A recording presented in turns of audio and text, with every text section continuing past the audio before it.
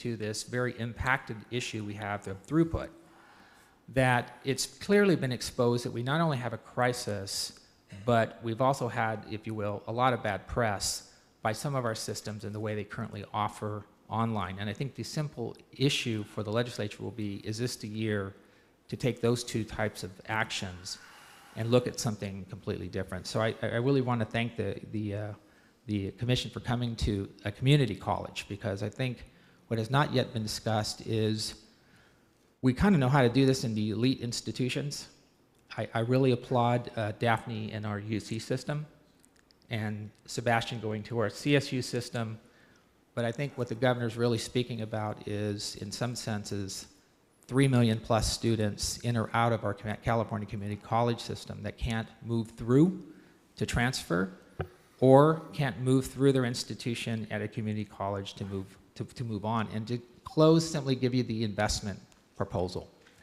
The state spends, my guess, is around $3,000 per student every time they enter a community college course, right at the very beginning. I'm adding a whole bunch of other stuff: overhead, faculty salaries, lights, athletic team, you name it. The all-in cost for the state is quite an expensive proposition when that student shows up day one.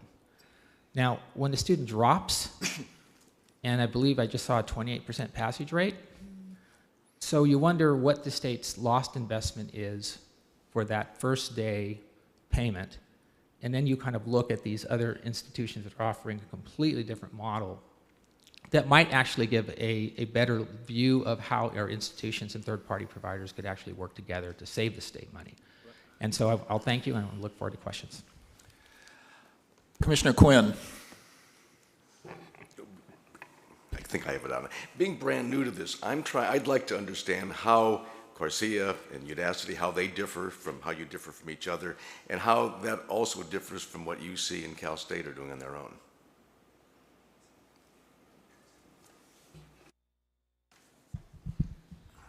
I mean, I think technologically there are a lot of similarities between the two models that we offer. There's some differences that I'm not sure are particularly relevant here. I mean, we do a lot more with peer grading.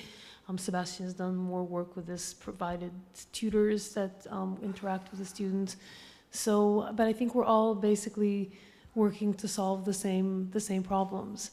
I don't know, we have a greater body of content because of our ability to partner with a very large number of institutions, which span the range from the very, very top institutions. We actually have, I forgot to mention, a California community college as a partner. Mount San Jacinto is providing a course in developmental English via funding that was provided by the Gates Foundation. The Gates Foundation funded at the beginning of September, at the end of September, 11 courses for that are developmental, gateway, or gen ed to be developed and provided at these very low costs for credit or free to the general public.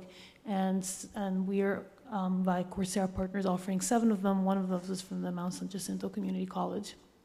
So I think that, and Sebastian has, maybe we'll stop a little bit. Yeah, I think the leader of UC Online is here in the audience and will testify later.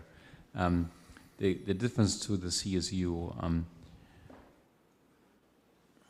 first of all, I'm a strong believer of the idea of let 1,000 flowers bloom, especially in times of innovation. So rather